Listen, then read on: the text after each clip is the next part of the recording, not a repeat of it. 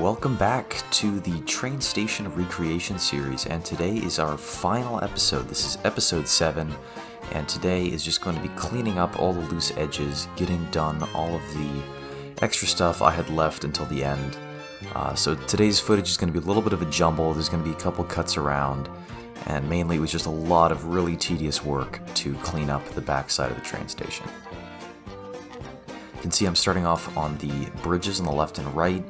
In the last episode you'd seen all I had there was art shapes, and now I'm starting to go in with the hydro beams on the top of that kind of cement wall, and then later you'll see I go and put in all of the bricks that you can see on the right. For now I'm just making sure that I have all the dimensions right, making sure all the art shapes are in the right place, and then I know once I do the bricks that everything will be the correct scale.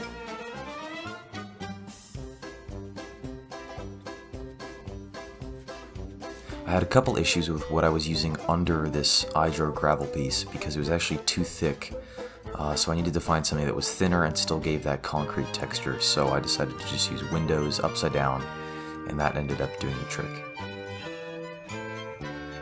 And now a little jump, and we're onto the backside where we are working on the planters that go alongside these curved descending stairways that you take when you exit the train at Main Street Station.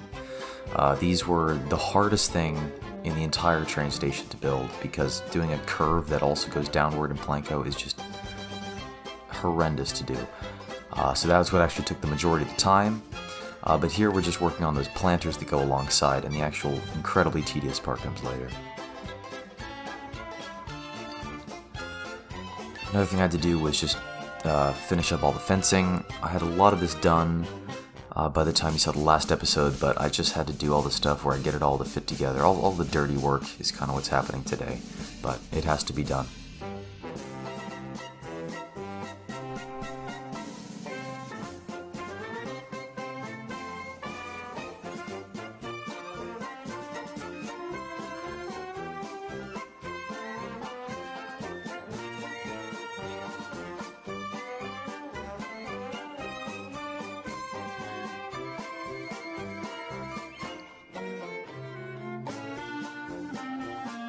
Here I start on some of the gardening, and this was something that I took a little bit of creative liberty with because Disney is always changing their gardens and their flower arrangements, so I just looked at a bunch of pictures and decided to copy the thing that I had seen the most, which was these green hedges being pretty low and well trimmed, and then on the sides they have these fancier shaped hedges. And then I went in at the end and put in some flowers where they typically seem to be.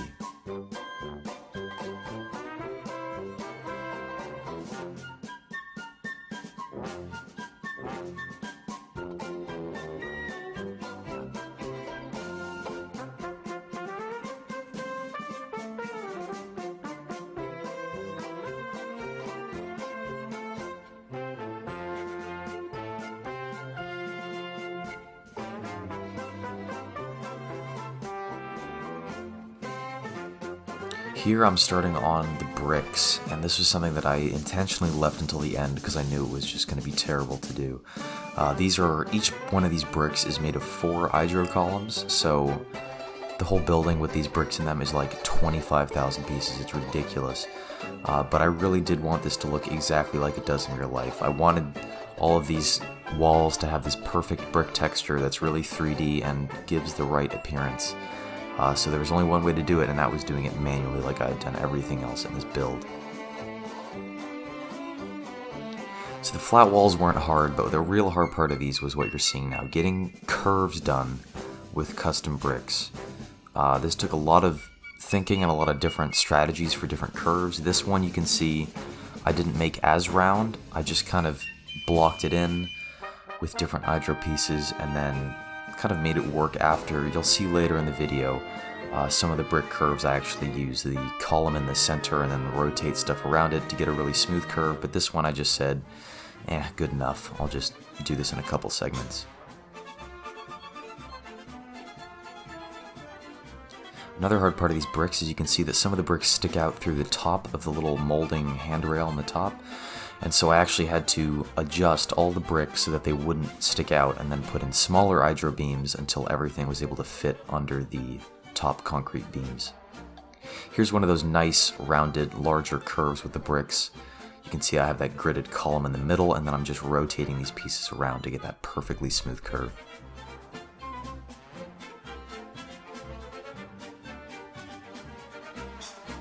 And then I could use the same tactic for this wall down here.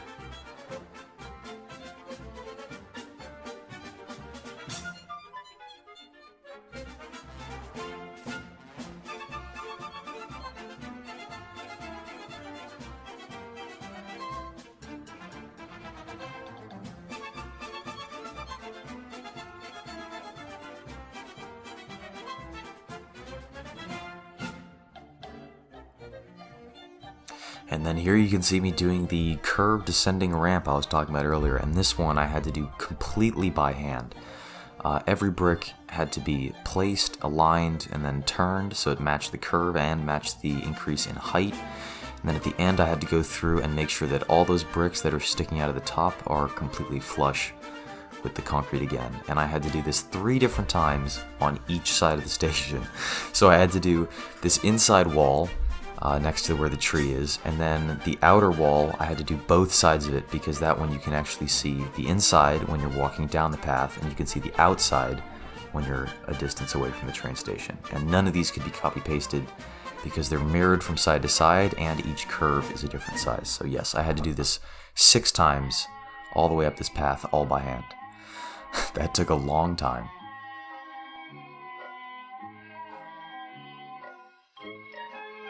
This part of the build was funny because I really expected the train station itself to be by far the biggest challenge, and once I had that done I was thinking, okay, the rest of this will just be a walk in the park, but actually this turned out to be by far the hardest part of the build, and the most tedious.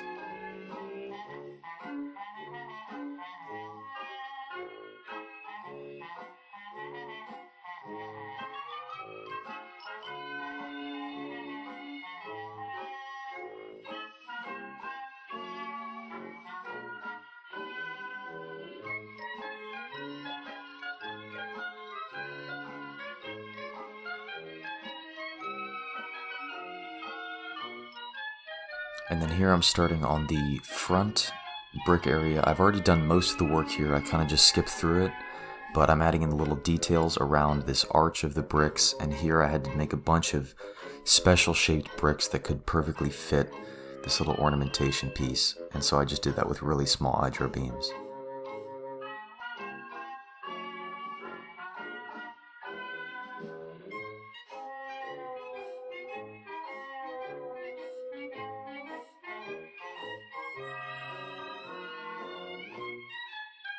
Luckily for this one, once I had done one, I could just copy and paste it onto the other side, so this one actually wasn't too bad.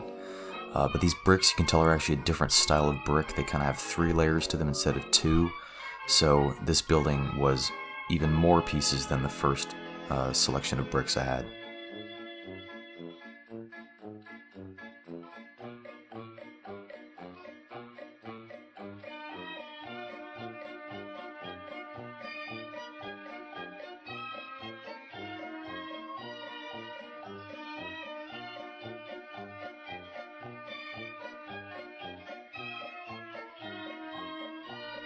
And then I started working on the tunnel. The tunnel wasn't too bad, I just had to kind of cap off the bricks on the end.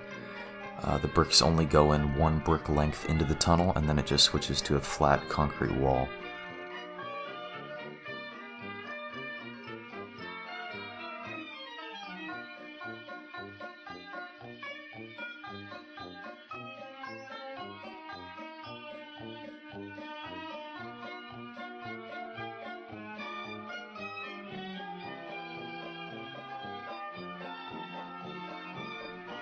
Here I'm starting on the posters that they have in the tunnel, and I really wanted these to be the right size, but Planet Coaster billboards don't come in a wide variety of sizes, so unfortunately these had to kind of stick out into the roof and the floor a little bit, and so the posters I put in were a little bit cut off. If I really wanted to, I could have gone into Photoshop and somehow made them fit those frames, but I just could not be bothered, so I just kind of moved around the frames until you could see the main part of these posters, but some of them are a little bit cut off in areas. I made some little custom lights to match the ones in the video on the right, And those have a real light underneath them, so they do actually produce light at night, and they look really nice in that tunnel.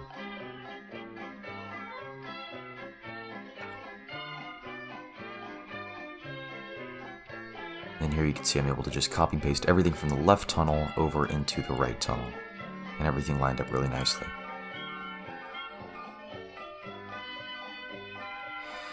Another quick little jump, and this is onto the back of the train station where I had to do these little lampposts that I didn't even notice until pretty late on in the build, and I noticed that, whoops, totally forgot those. So putting those in now, these weren't too bad, not too many pieces, but a little tedious in some areas because I couldn't quite get all the details I wanted out of just in-game or iDro pieces. I had to make a bunch of little circles like this one out of more iDro beams that I could use as little caps on top and on the bottom of some of the lights. And in the end, I think it came out looking really nice. I also noticed that in this picture there's a lot of 4th of July, very patriotic decorations up, so I wanted to make sure I got those in. And then I decided to make those all into one scenery group so I can drag them underground and then back up if I want the train station to have those decorations on or off. So there you can see I've got some on the main train station, and those I can just easily remove and put back on for different pictures or different times of year. I've also done the same thing with the lights on the train station. The in-game Planet Coaster popcorn lights don't look very good in the daytime, so I just drag them underground, and then at nighttime I can bring them up for nighttime screenshots.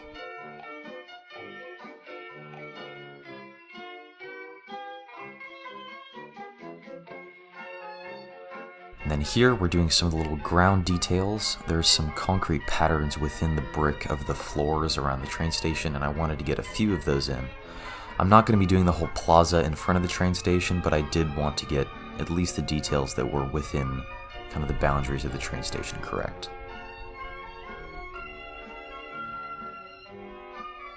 And this was done using the little temple pieces. I'm not sure exactly what they're called, but they're very versatile and they're easy to layer on top of each other. So it's pretty easy to do these nice details on the ground.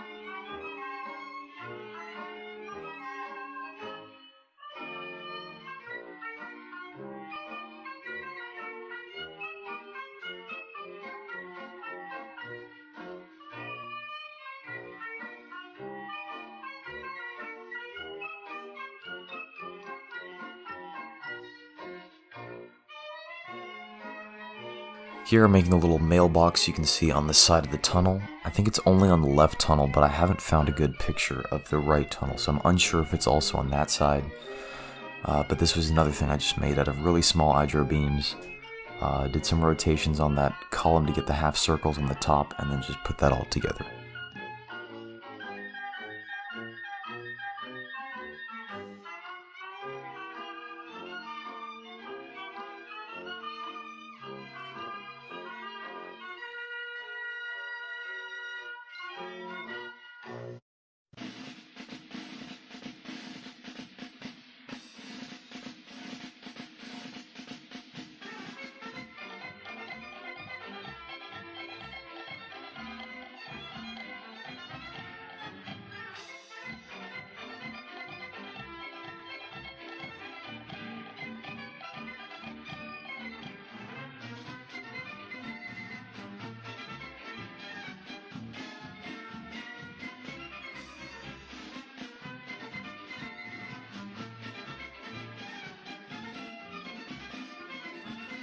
And now I'm working on the light posts that you can see on the right. These are in front of the train station, and I think there are 6 of them in total. And these are just made out of in-game lights to make that large bulb at the bottom, and I wanted these to actually light up at night. So that's why I decided to use those pieces instead of art shapes or hydro beams. So that large light part actually does light up at night and looks really nice. And then the rest are just made out of more hydro pieces, the columns, one of these signposts, and then some other light pieces at the bottom just to finish out the frame.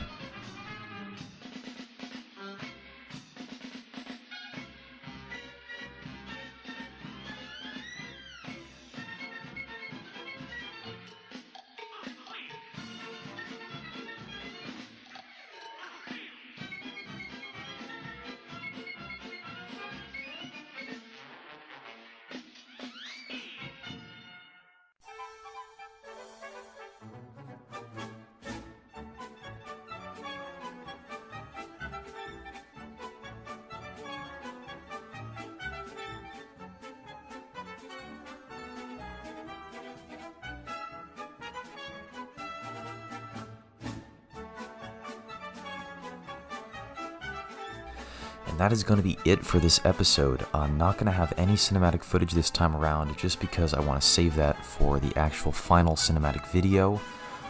As of now, the train station itself is totally done, and I'm just waiting on some TMTK pieces that some very kind folks are making for me right now. Thank you guys all for following this series to the very end, and I really hope you guys enjoyed it, and I hope that you will enjoy the final video as well. As always, thank you guys for watching, and have a good one.